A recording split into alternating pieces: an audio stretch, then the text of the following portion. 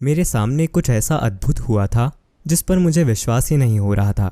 ऐसा नहीं है कि किसी साधु ने इसे किया, लेकिन उनकी उपस्थिति में ऐसा हुआ था। तो क्या आप इन बातों पर विश्वास करते हैं?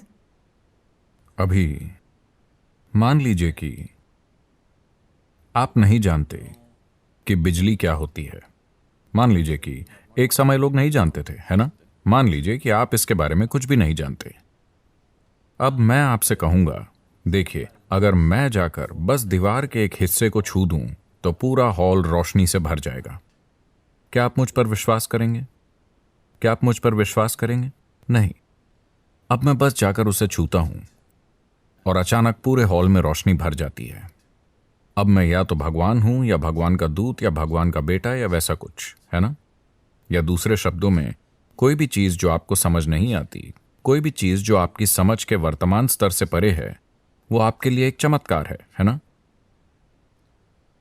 हम हमेशा चमत्कारों की तलाश में रहते हैं। अगर आप चाहें तो मैं अभी एक चमत्कार कर सकता हूं। देखिए ये बोतल, मैं इसे जैसे भी फेंकूं ये केवल नीचे ही आएगी। आप हंस क्यों रहे हैं?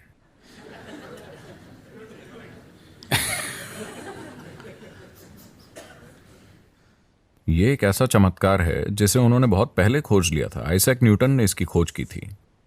उनसे पहले भी ये सिर्फ नीचे ही आती थी, लेकिन तब से ये कोई चमत्कार नहीं रहा, क्योंकि अब हम इसे समझते हैं, है ना? अगर आप जीवन के चमत्कार को नहीं समझते, क्या कोई चमत्कार होता है? इसे देखने के दो तरीके हैं।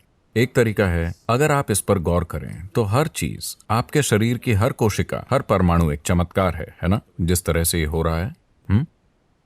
क्या यह चमत्कार नहीं है कि आप इस पृथ्वी पर बैठे हैं और इन सब चीजों के बारे में बात कर रहे हैं जब ये जबरदस्त गति से घूम रही है? क्या यह एक चमत्कार नहीं है? क्या यह चमत्कार नहीं है कि दो साधारण सी कोशिकाओं से आप ऐसे बन गए और अब आप जीवन की प्रक्रिया पर ही बहुत सारे सवाल उठा सकते हैं? Isn't it a miracle? क्या यह एक चमत्कार नहीं है? तो इसे देखने का एक तरीका यह है कि जीवन की पूरी प्रक्रिया, इसका हर अंश एक चमत्कार है।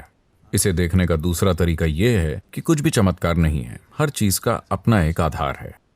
भौतिक दायरे में हर एक चीज कारण और प्रभाव के बीच घटित हो रही है। जब भी आप उसके कारण को नहीं समझ पाते, जब आप कारण को जाने बिना सिर्फ उसके प्रभाव को देखते हैं, आपको लगता है कि यह एक चमत्कार है।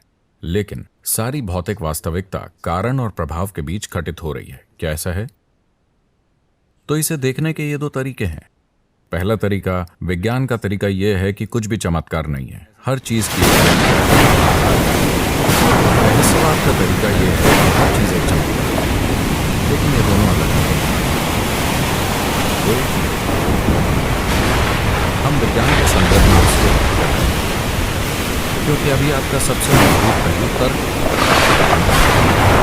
लेकिन अगर आप अपने तर्क को छोड़ने और रहस्यवादी होने की कोशिश करते हैं तो आप खुद को कभी ईमानदार लगेंगे। आपको खुद को कई झूठ बोलेंगे, लेकिन आपको कभी तक कुछ आपके सपने से